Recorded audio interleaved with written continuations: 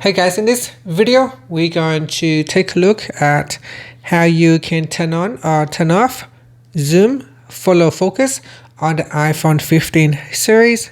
First, let's go back to the home screen by swiping up at the bottom of the screen.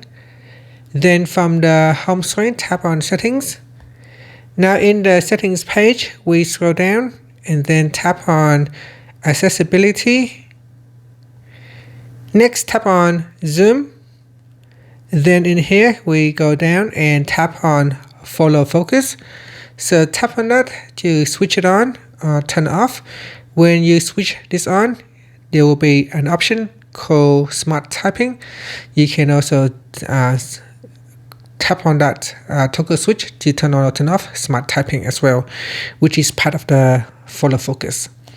And that's it. After, you can tap on the back key to go back to settings or swipe up to return back to the home screen. Thank you for watching this video. Please like and subscribe to my channel for more videos.